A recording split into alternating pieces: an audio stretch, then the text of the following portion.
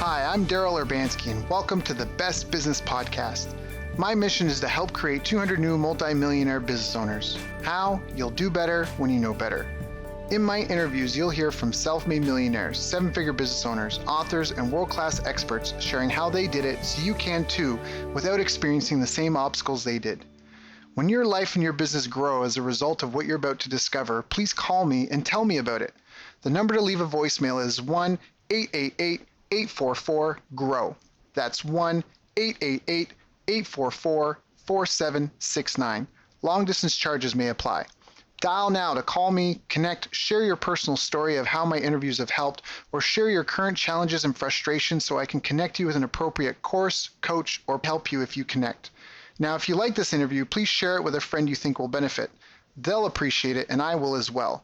You can also connect with me on social media. Look for Daryl Urbanski, D-A-R-Y-L, Urban Ski, U-R-B-A-N-S-K-I, and add me so we can be friends. Now sit back, relax, and enjoy what I've prepared for you right here, right now. Hello, everyone. Thank you for joining us. My name is Daryl Urbanski, your host as always, and today we are joined for our second time by publicity expert Esther Kish. And I've known Esther for going on 5 years now, and of all of the guests we've had on the show, all the publicity reps I've come across, Esther is has not only the highest caliber clientele, but she is also a complete PR ninja when it comes to getting press. Esther helps experts get more publicity online so they get more leads and sales. She's the founder of Born to Influence, and she does just that, having gotten her clients on TV and newspapers, magazines, as well as on some of the top podcasts in the world, including mine, resulting in millions of dollars of additional sales. Like me, she's also trilingual, except her three languages are English, Hungarian, and Dutch. I invited her to come back on the show today because she's so good at what she does. I thought you, our listeners, might want to know all about how to get interviews and mentions in the press. So, Esther, thank you so much for your time today. I really appreciate how are you doing, my friend? I'm doing great. Thank you so much for having me back on, Daryl. I really, really am grateful. Yeah, well, it's an honor and a pleasure. Last time you gave us some great tips. If anyone's tuning in and haven't listened to the first interview, you can definitely go listen to that. But now we're 3 years later, I think, from our first interview we did with you on my show. Can we talk about how has media changed today? What's new? What's happening now? Is it the same old song that it was a couple years ago? How are people getting publicity now? How are they messing it up? What's kind of the landscape to start with? Well, a lot has changed actually since we did our last interview. One is, especially in written press, in business publications, like, for example, Forbes and Inc. and Entrepreneur, even the Huffington Post, they sort of changed how they work with outside writers. So it used to be where these publications would have contributing writers who were not paid by the magazine, but they would be someone who was vetted by the editors. They trust their style and they know that they create good content. And so they would give them basically a login, kind of like on your blog, right? So Mm-hmm. you're able to pitch these contributing writers directly, and then they would just write an article, or you would give them a content and they would turn it into an article and then post it, and that's it. That has changed. So now everything, pretty much with all the publication, has to go through an editorial process where the writer themselves has to pitch it to the editor, or even if not, even if they're able to directly publish it, it still will have to be reviewed before it actually goes live on the site. Mm. Huffington Post completely shut down their contributing platform, so that doesn't even exist anymore. So unfortunately, a lot of writers who used to write for them don't have access to their column anymore, because it was kind of like, a similar process as the business publications before, where editors would review it first, then they give access to anybody to just whoever was an approved writer to just write whenever they want. And then the quality kind of went down there. So then they shut down the entire thing.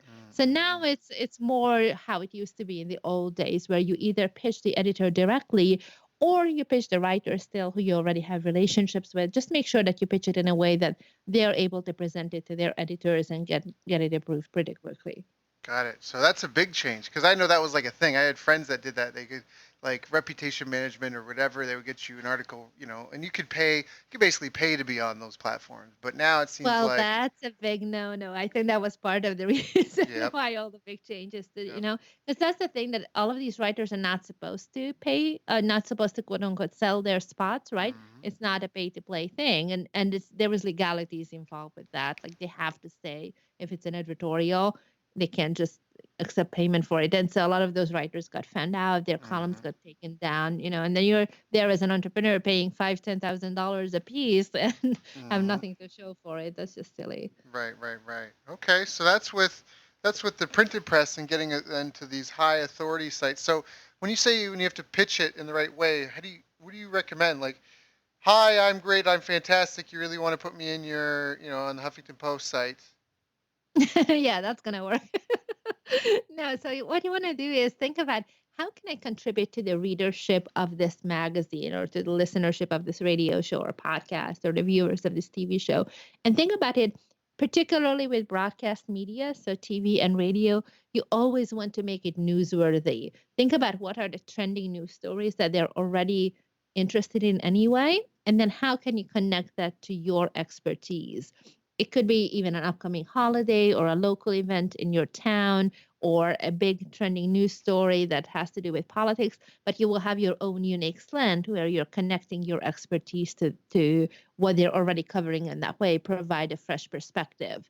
So that would be for broadcast media. And then for written publications like these business publications that we talked about, or online media such as podcasts and blogs and YouTube shows, it really has to do with understanding what that audience is looking for, what that host stands for, what their own values are, because typically these are the influencers and thought leaders who are using the platform to build a relationship with their own audience. And then think of like three, four, five different things that would be really beneficial for that market, for the audience, and suggest that these are some of the topics that we could talk about. What do you think? Got it, got it, got it. So you're just saying, hey, I want to do a collaboration with you. I want to help you make some content for your audience. Of course, I'm going to benefit as well, but I really think your audience would benefit from knowing more about X, Y, Z, A, B, C. It's timely, it's evergreen, da da da da da. Mhm. And that's Yes, it. yes. And well, always start with relationships first. As much as Mhm. you can, start building those relationships and connecting and reaching out to all of these different producers and writers and hosts before you need them. And strike up a friendship, a conversation initially, just however small. If you don't meet them face to face, then at least on social media, see them as a human being, as a person that you actually care about, and you help them in some way. And Mhm. then when it's appropriate, then you pitch yourself. Right, right, right, right. Yeah, okay. Now, do you just maintain a list of people? Like now, do you have it as a PR where you've built up a list of people that when you have a new client, you can do like kind of a shot around. What do they call it? The shot around the world, like the shot heard around the world. You just kind of put out like a bulletin, like, hey, this is my new client. This is their profile. Who wants them? Is that kind of how it works after a while? Like as you build these relationships and and that moving forward, or is it still kind of like grassroots in that essence? My preference is always doing it manually. I Mm-hmm. don't like to put out a big statement that, hey, who wants to interview such and such person? Because the whole point why they hire me is because they get to buy into those relationships that I've built over time. Right, right. And, reaching out to a podcaster, for example, or a blogger or a TV producer and saying that, hey, I think that this person would make a great guest for your show because of this. And I give them a reason why that is customized to their particular audience and the type of stories that they're typically looking to cover. That will make a big difference versus them seeing a random Facebook post that, hey, what do you think? Do you want to have this person on? And it's just a generic outreach. Right. And it might seem ironic, but I actually think there's also even another benefit to it that's even smaller. Like it's the micro commitment of just, I mean, I know when we talk, you're always like, hey, Daryl. And then I'm like, hey, or you say, hey, Daryl, and you mention something relevant and recent. I'm like, oh, thanks. That's great, Esther. And now you have my attention. Because if you just did Right. a big blah broadcast, right? People are gonna like look. You're not really gonna get their attention. But when you are just real and connect with me because we're friends, all of a sudden I'm Yeah. like, okay, who's this person? Because I'm running a podcast. I do need guests. All right, who are they? Esther always sends me good people. So now, do you find that different formats of PR work better for different types of industries? What do you mean by that? Well, if someone's got, like a local-based business, do they need to get on would they get on Huffington Post? Would they get on local radio? And maybe that's maybe a little too obvious, but also demographics. If your customer base are millennials versus baby boomers, does Right. where you go matter? Yes, absolutely. So you always want to start with the target audience in mind. And this is something that I actually always take my clients through before I even put together the media list. We have an intake conversation where I take them through a very specific list of questions of really understanding who is their ideal target market and what do they need to hear and believe in order to want to take the next step with you so that we can craft those specific stories and examples and case studies and anecdotes and everything that they can truly speak to from their experience and from the client shows case studies that they have that would be really relevant and that they have a hands-on firsthand experience with.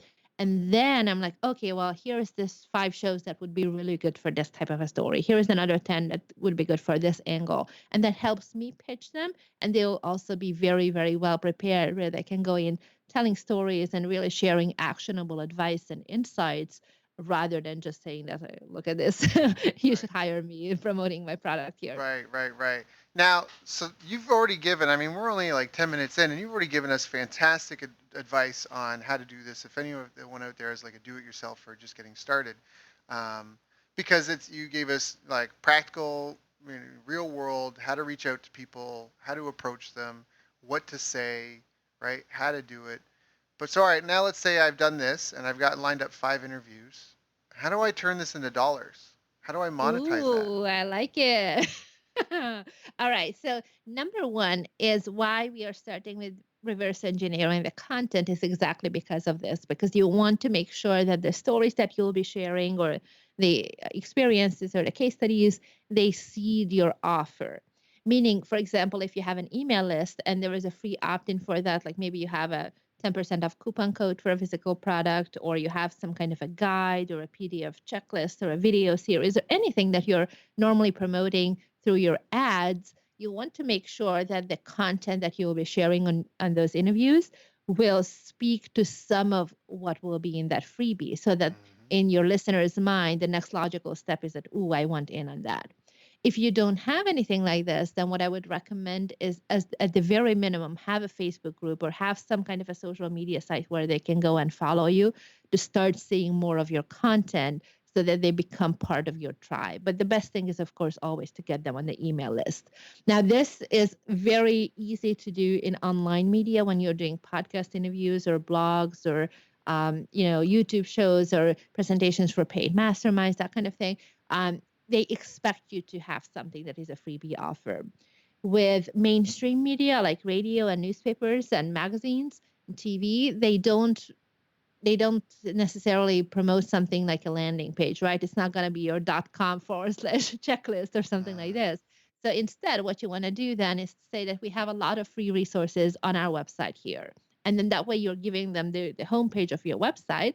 But at the same time, you know that you have your opt in on that homepage as well. So that way you'll be able to grab them and retarget them as well if you're doing paid ads, which is a really powerful strategy. So that would be the bare minimum to start monetizing it. Make sure that you're seeding your freebie content and then make an offer to that at the end or give them some kind of a resource where they can take the next steps. And then the other thing that you can do is make sure that you're not only looking at these publicity opportunities and these interviews as a one off where, okay, I did the interview, now I'm waiting for all the riches, right? So, what you want to do is look at it as somebody else actually giving you credibility by sharing your message on their platform. They're professionally producing the content, they're editing the video or the TV clip or the podcast.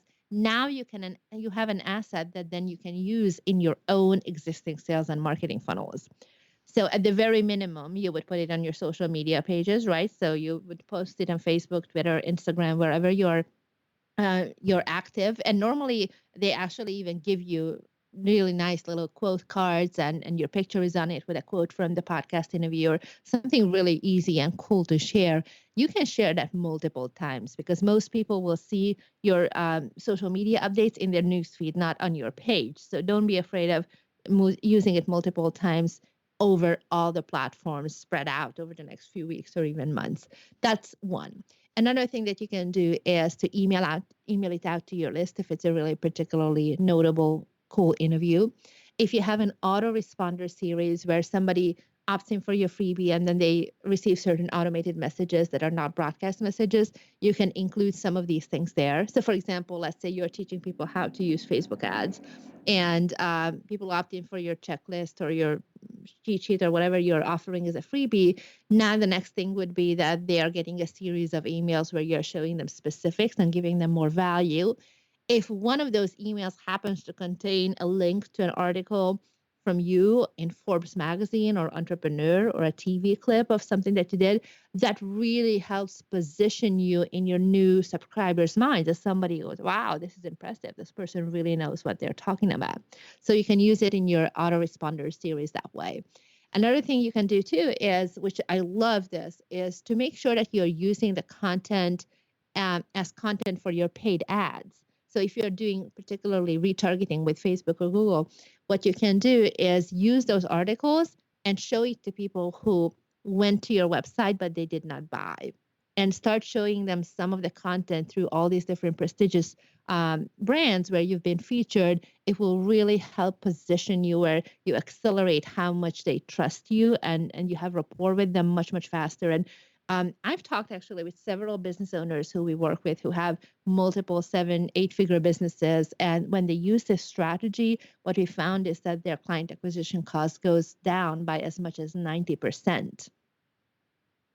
Right, because that's such a huge. I mean, when two of the reasons why people don't act on your offer. I mean, all of us listening here, we all have things that we offer, and they're all things that we want, like we want to do for our customers, clients in the world.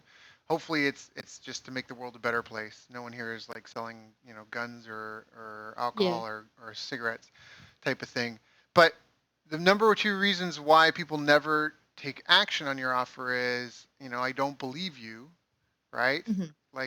Like so what or BS. That's kind of what they're thinking. Anytime they look at your copy or they read your offers, you're like, hey, join my group. I'm doing this. They're like, I don't know. I don't really think that'll help me. Like they don't believe it, and it's either they're not confident themselves or confident others, and that's where credibility is so important because sometimes it's tough for people to believe the results that other people are capable of.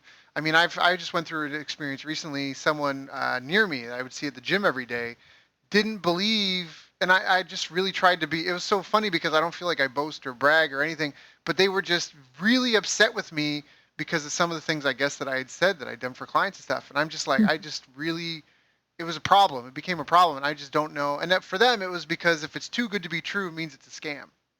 And so Yeah. I was a scammer in person, right? And I just was like, I'm like, and I couldn't help but laugh to myself because I'm like, I'm not even trying to brag. I'm just hanging out. Like I'm just hanging out, and somebody brings something up, and they say they got a problem, and I give them some tips, and like this person had a major problem with it. And so there's a lot of people. It has nothing to do with you. It's about them. And at least if they learn that you're involved with more credible sources, they can feel safer that that you're a good person to do business with, right? That the promises you make you'll keep. Absolutely. So And it's kind of the equivalent of, if let's say if with this person you had a mutual friend and they introduced you, and the introduction was made in a way where they said that Daryl is this amazing marketing expert. He has done this and this, and he was featured in all these different publications, got these results for some of our mutual friends, and then connect you guys. That would have been a whole different experience, totally right? In different. person Yeah. as well. Yeah. So this is kind of the equivalent of what you can do with prospects and with potential customers is you do that sort of warm introduction through the credibility that you gain when you're featured in notable publications. Yeah, yeah, no, that's smart. And it just gives you another reason why, because there's nothing wrong with going, hey, I'm really proud of this. I was just featured here and I've worked my butt off to get, the exposure. Check it out. Tell me what you think. It's just Yeah, another, and again, it's that AIDA, attention, interest, desire, action. You can't get someone's desire and interest, or so you can't, until you get their attention, they can't desire what you have and show interest in it, right? And so that's the number one thing is just to get people's attention, have a reason to talk to them. I think that's a really, really powerful thing. absolutely.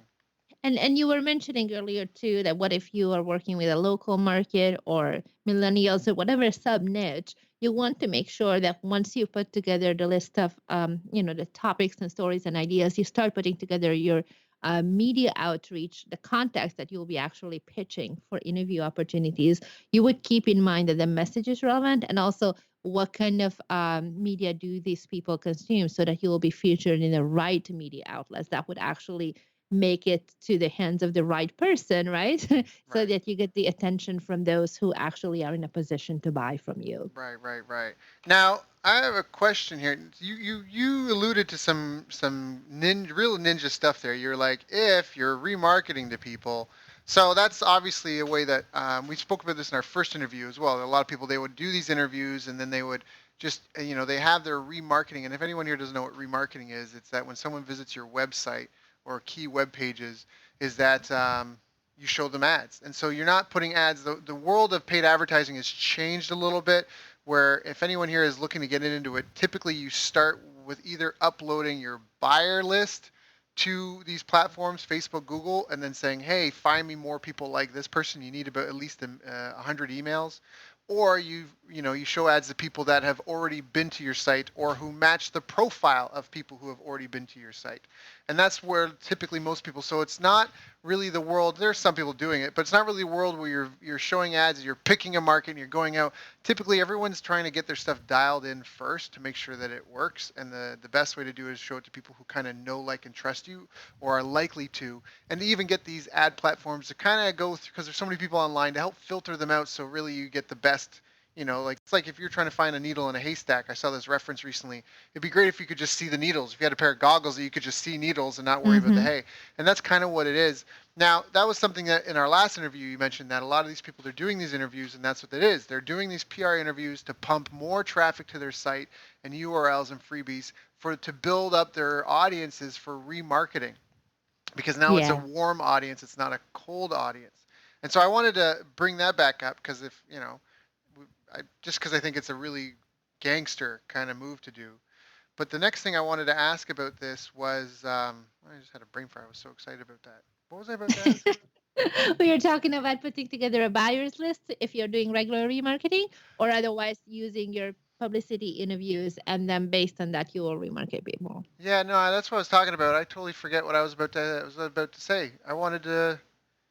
I had this thing. Anyways, all right. It Well, will it's come gone. back. It'll come back. It'll come back. So, all right. So now we've got these. We've got the. Oh, you know what I wanted to ask? That's what I wanted to ask. Is there like a critical mass? Like, if someone's launching a book, or if someone's launching a new product, or if someone's just on a mission to get some more exposure, do you find that this is what I meant? Do you find that there's a critical mass? Like, if you're going to get interviewed, you really need to try to line up at least this many interviews in this period of time, because you Mm. find that and even though there's different, like my show is, my audience is more or less responsive than someone, right? Like everyone's show is a bit different, and sure, there might be some that are like whales, but typically, do you find that it takes, 10, 30, 50 interviews really to kind of get like momentum going? Because there's always that effect for people listening.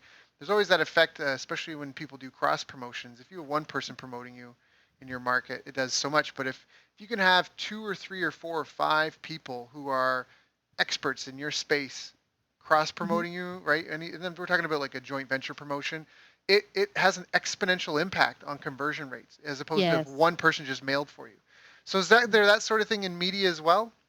Absolutely. And it comes back to what your goals are. So for example, with a book launch, if you want to make it an Amazon bestseller, but it's like a tiny little category inside another category inside another category, Right, right, you sell 20 books, it's basically done. It's friends and family. You don't necessarily need huge publicity for that. right. If you want to become on the new bestseller on the New York Times list, that's a whole other thing. You might plan 6 months or a year in advance and line up really a lot of mainstream media interviews, in addition to a ton of podcasts and online media interviews, to really get momentum. So, first of all, you need to understand and really be realistic with what your goals are. The second thing is, what is your ad budget? Because if you have, let's say, 5 interviews that were on really cool podcasts, and then you have a handful of TV interviews, some of those articles in Forbes and Inc. and whatever, depending on your niche and what kind of market you're in, the right glossy magazines. And then you are putting a ton of money into using that, to retarget people who have hit your website. That will be more powerful than doing 20, 30, 50 interviews over the next few months, right? Because those are just individual and then not doing any Facebook ads with it. So it always comes down to what you already have in place, what your budget is, and what your goals are, and then finding that kind of like a teeter-totter thing, finding just the right balance where it will really click.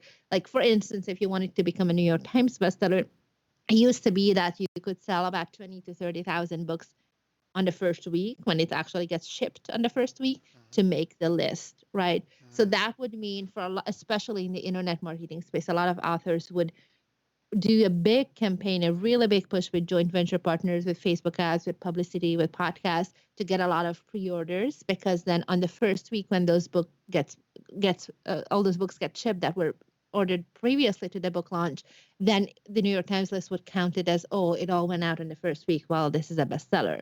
Now that's no more. So Right. they got smart also, and you want to make sure that you have consistency in your sales. They're looking at where those sales are coming from. So for instance, if you're speaking at a conference and you sold 3,000 books because that's how many attendees were there, and you included a book for everybody, that will actually count as one sale in the New York Times list, unless you have the email addresses or the addresses of each individual attendee so that you can show it as individual purchases. So really, there's a lot of details to it to really plan out properly what will work with the goals that you have. Got it. Got it. Got it. Which is why But someone just needs a to give professional. Yeah, but just to give you an overall, just a general guideline, if you plan at least 3 to 4 months out for a launch, for a smaller book launch, not a New York Times campaign, and also for a coaching program or a live event, 4 to 6 months, I would say, is a good range, because then you can start lining up interviews, have 2 to 3 interviews a week that you're doing. That should help you get there. Got it. Got it. 2 to 3 interviews per week, and build the momentum as for 4 to 6 months if you can. Yes. And then of course, I mean, like you said, there are some whales. There will be podcasts that have 1 million downloads a month, and then there are others that have 200. So you have to be smart with where you're putting your time. And with that said, though, make sure that you're doing a variety of both the big shows as well as the small and mid-sized shows, because people will likely not buy on the first time that they hear you, or they'll not pre-order the book even the first time they hear you. When they listen to one podcast, likely they will listen to another podcast with a similar audience, a similar profile, because usually podcast listeners listen to at least 7 to 10 podcasts on average per Wow. month, right? 7 different shows. So you want to make sure that you give them exposure on the related shows constantly, and then that way you get them to buy in. Right, right, right. No, and that makes sense. I mean, in a lot of ways, you're just trying to saturate the market and just be everywhere, because Yeah. it's the frequency, and yeah, and just and bonding time for them to get to know you. I think that's smart. I think that's really powerful. So And oh, go ahead. just you were saying bonding. That's such an important thing too, because you want to make sure that you're not just being a robot who says the same thing over and over again, which a lot of authors tend to do that. They go on podcasts or whatever type of interviews, and they have their 5 talking points and they use the same thing every single time. Well, that works on stages, because people who go to one conference, they will not necessarily follow you around for another 5 conferences in the next couple of months to hear it again, the Right. exact same stories. But with podcasts or any kind of interviews, really, they will listen to multiple interviews. So what you want to do is give them the framework of what you have, and your origin story will, of course, be the same. And at the same time, make sure that you have at least one golden nugget, something that is really unique to that show, or maybe you explain it in a different way, or use a different example than what you've used in all the other shows before. That way, they feel like, wow, I'm always learning something new from this guy. Really, and that accelerates the trust so much, and you bond with them. Yeah. No, that makes so much sense. 100%. I think that's good advice too, especially because with content, if it's online content, it's evergreen. It's there forever. It's like a digital tattoo, right? So if you're just the same thing over and over and over again, there's not a lot of value in that. Google Google loves fresh, unique, original content, right? Like there's a lot of Yeah. people to get Google slapped and reprimanded for stuff. If you're just giving Google great, original, unique content, and you're indexing it based on how they want their stuff. I mean, it's like a square peg and a square hole, right? Like do you have an H1 tag? Do you have your SEO stuff in order, your metadata kind of stuff in order? And it's on page and off page. But if you've got that you're organized, so they can go, oh, okay, this is a square peg. They'll put you in the square hole. And then if it's great, fresh content, they're really never going to reprimand you on that. And then the value. This is an SEO tip here. The value is in the quality, the number, and the quality of the people that are. It's like It's like offline, right? Like Yeah. once you're an established expert, maybe it's to be a lawyer. You need to have these things in order to be in the game, right? That's the barrier of entry. Once are past those, now it's like, well, okay, but who are your friends? How active are you in the community, and what is everybody else saying about you? And that's how SEO works. I mean, SEO is exactly that. That's how it works in the offline world. All Google's trying to do is just mimic that online. And so that's what this is. You do all these interviews, and that's what other people are saying about you. They link to you.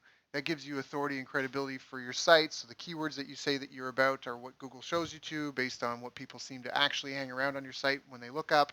There's like a hodgepodge of that, but just off and it's on its own.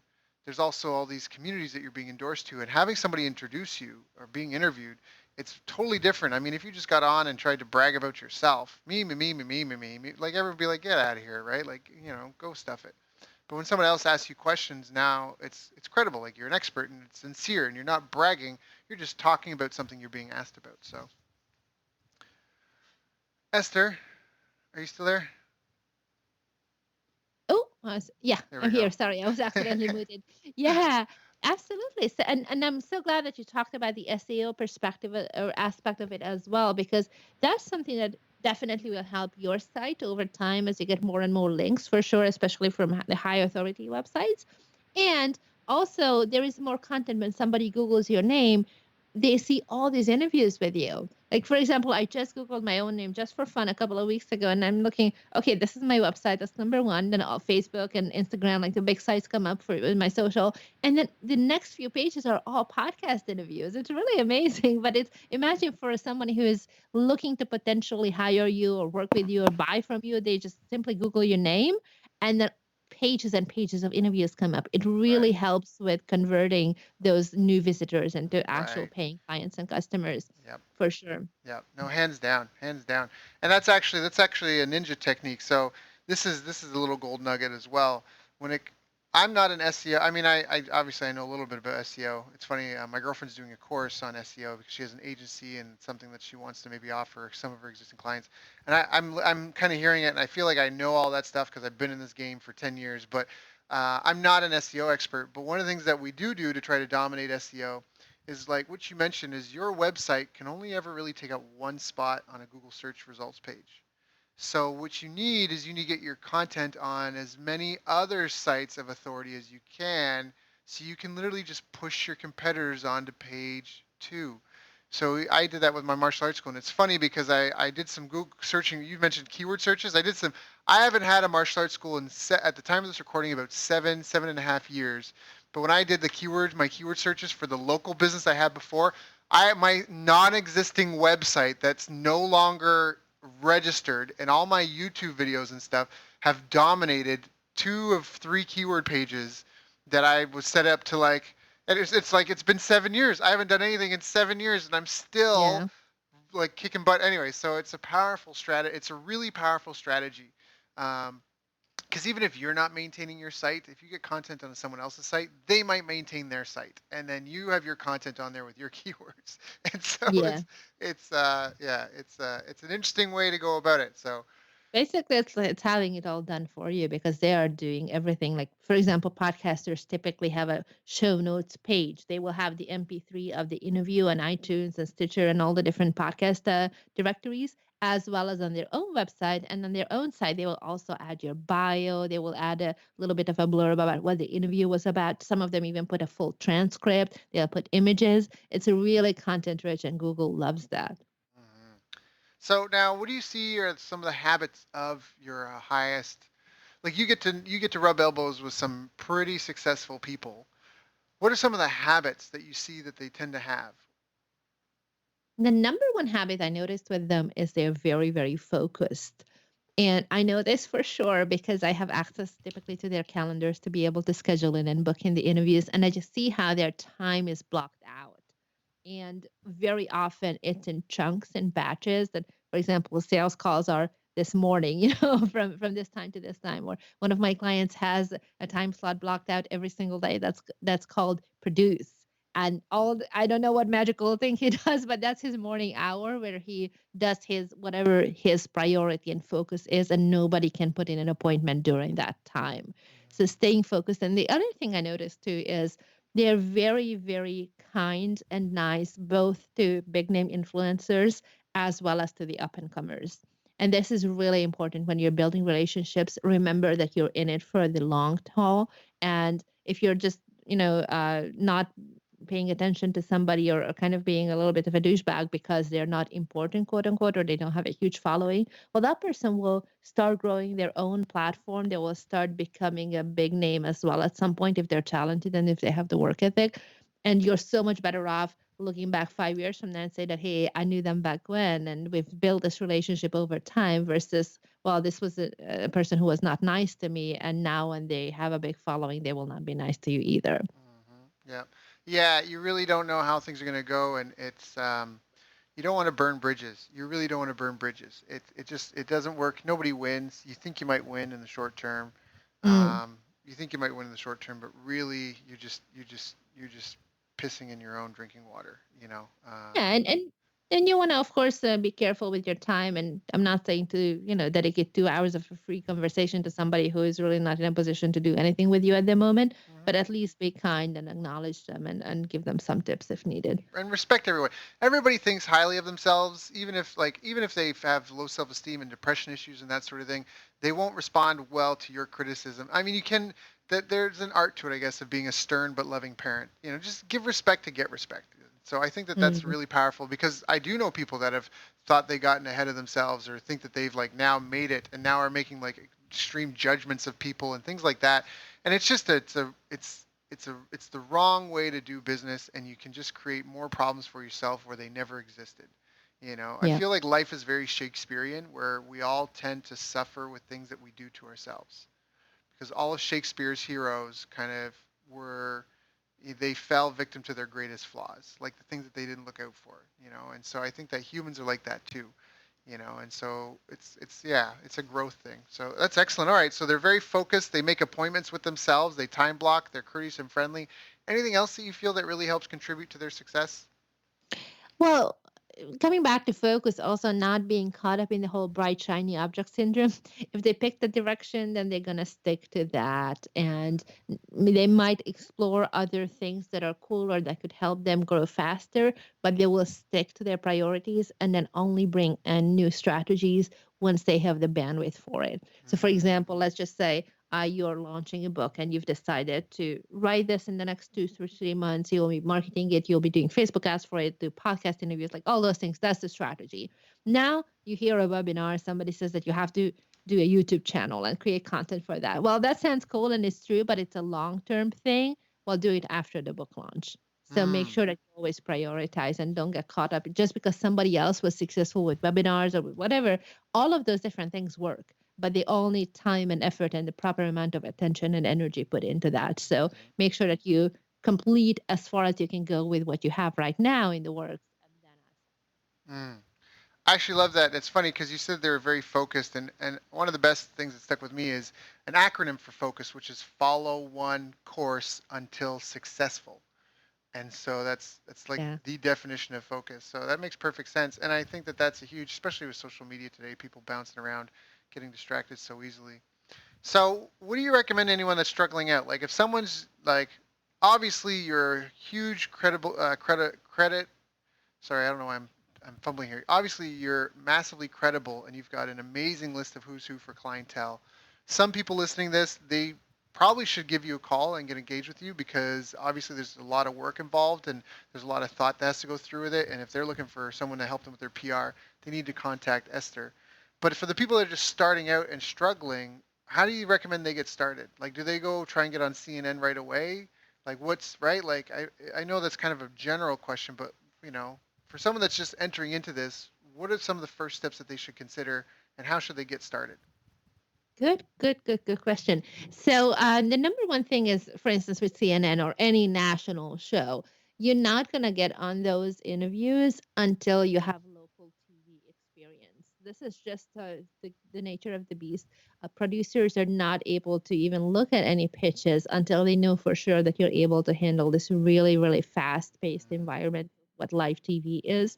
So if you are looking to have some TV clips, then make sure that you start in your local market. And that's really, really cool because it gives you an experience of working with TV producers and being in the studio and handling yourself on camera, being able to very concisely convey your point because the TV interview might be a minute and a half to 2 minutes, really short, and that includes the questions. So you have to know what are those talking points that you want to hit and how you can provide it in a way to that audience that will help them and that is really, really, it comes across entertaining and funny and whatever you need to do there. So start with your local market. The other thing too is if you're just getting started, I would say don't even start thinking about hiring a publicist until you're at least at the high six-figure marks in your business in revenue. Typically, our clients are at least at the seven-figure to eight-figure mark in their revenues before they hire someone to do this for them. Before that, you can tremendously benefit from publicity, but the best thing that you can do at that stage is take a course or start learning and reading about it online yourself. There's plenty of free resources on our website as well, where you can just go and start learning how do I start developing these relationships and start pitching myself for the smaller outlets and get some practice, get some traction, and that will start build your tribe in a way where now when you're in a position to hire someone for you and buy into those relationships for the bigger publications, they actually have something to work with. Mm, mm. I think that's really well said. Really well said. I remember hearing someone, I forget who, but they were like, um, if your goal is to save up to buy a house, and you're only making 5,000 a month, don't fuss over cutting your expenses. Figure out how to make $20,000 a month. Like, focus on Yeah. like get yourself to $20,000 to $100,000 a month, then worry about saving money because you know how much and how hard you'd have to cut your expenses and how much you'd have to squeeze yourselves to save 20 grand if you're only making 5 grand and you live like in Yeah. in a city. Like, make more money, focus on that. And so that's kind of even what you're saying. Like, if you're just new and starting out, right, don't worry about necessarily hiring someone to do this. Focus on getting bigger right now and just getting the basics done. So getting some experience with smaller shows, reaching out, understanding kind of how it works a little bit, have a little bit of fun with it perhaps. Don't necessarily rely on it as and correct me if I'm wrong, but don't rely on it as a source of customers. Has it be something that's like a side, an addition, right? Something like planting seeds, right? Sowing seeds for the future. Do interviews as much as you can, but don't dedicate yourself to it in that such a big way unless you have a specific purpose like a launch or something that you're doing. Is that close? Yeah, I would say it's about 80% in alignment with what I'm thinking as well. You can absolutely get clients and customers from being interviewed as long as you keep in mind everything that we talked about. It's seeding your content, seeding the freebie offer, nurturing them, putting it into whatever you're doing with your emails and your social media organic posts, as well as your paid ads.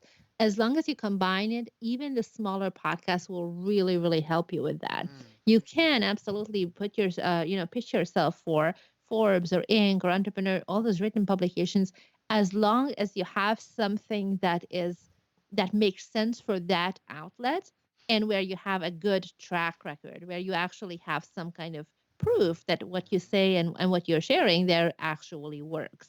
The one thing where people tend to fall short here is in the online marketing space where suddenly they want to be a business coach, but they never built a successful business. Well, that's not going to fly, right?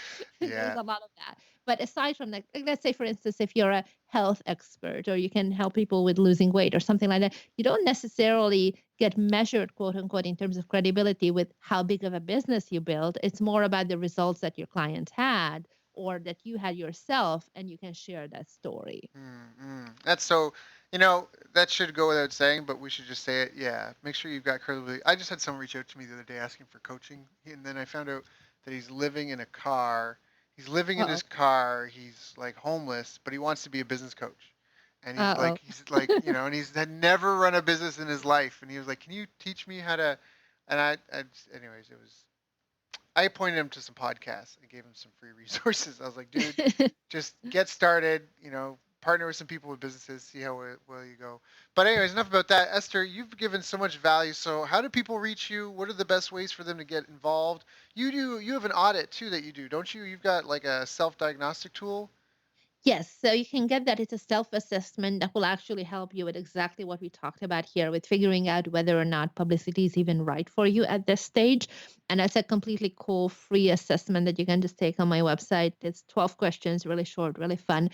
You can go to borntoinfluence.com and you will see that on the homepage. And if you feel that you really want to get started with this, then you want to get all your ducks in a row. So the next step then would be to make sure that you're in a position where members of the media actually want to interview you. And we have free resources for that as well. You can download the media positioning checklist from my website at borntoinfluence.com/checklist. That will help you with that.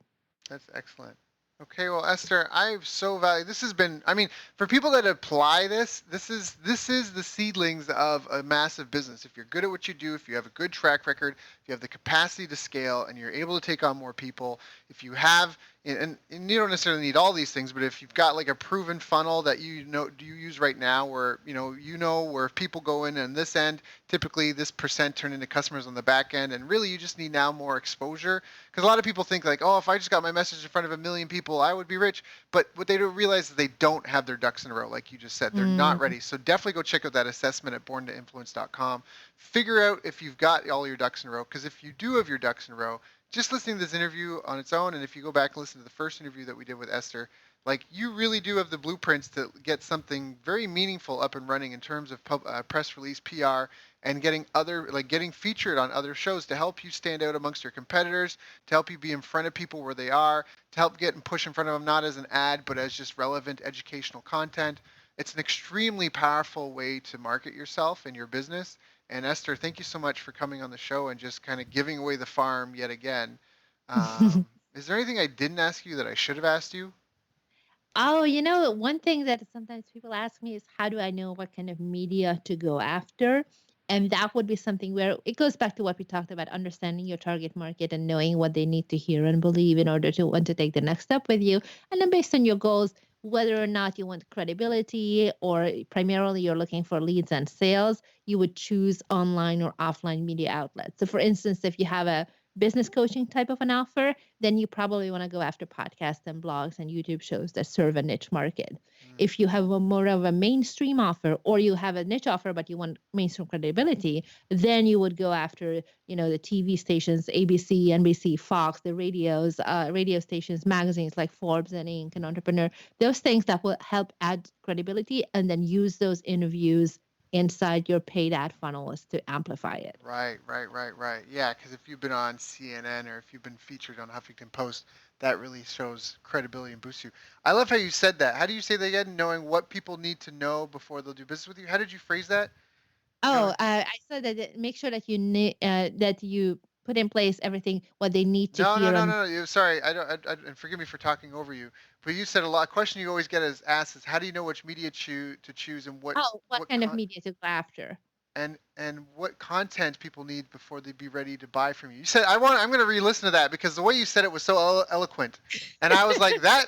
There's a hook there, Esther. That's why there's a hook there somewhere. I Like have to figure. listen to it too because I don't Yeah, know now. like figure out because that's you're right. Like what do people need to know to buy from me? Like what do they need to Yeah, know? Like yeah, that's what you said. What media to go after and what content people need to know in order to do business with you or something. You said something like that, and yeah. I was like that was good. That was a writer downer. What was that? So and you're good at it. I know your clients are. I've seen them. I've had them on my show. I definitely think you are a master at helping with that. So once again, everyone, please check out Born to Influence. Go do that assessment. Figure out if PR works for you. Esther, if they want to reach out to you any other way, what's another way that they can reach out to you? Yeah, feel free to connect with me. Email me at esther@borntoinfluence.com. That's ESTHER, Esther at borntoinfluence.com. Or you can find me on Facebook as well. They're super easy.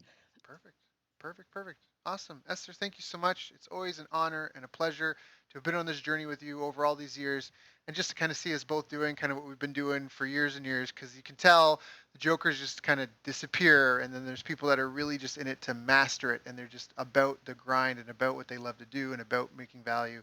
And I just really appreciate sharing that that with you. Thank you so much for having me, Daryl. Really fun. You've reached the end of our interview. Now, first, let me thank you for listening. I appreciate and respect you more than you'll ever know. And now I'd like to ask you a couple of questions. First, what three lessons did you just learn? What 3 aha moments just jumped out at you? Second, what can you implement for yourself and your business in the next 24 hours? Third, what can you give to someone else to help you with, or give to them to just do it for you? Whatever it is, remember taking action is the secret sauce to results. Now, if you think this interview would be helpful for a friend, please give them a link to it. It'll help them and it'll help me too. I'd also like to invite you to help me find out more about the challenges you're facing, your dreams, your goals, and how I can help you overcome what's holding you back. We both do better when we know better, and your success is my success. So please reach out and interact.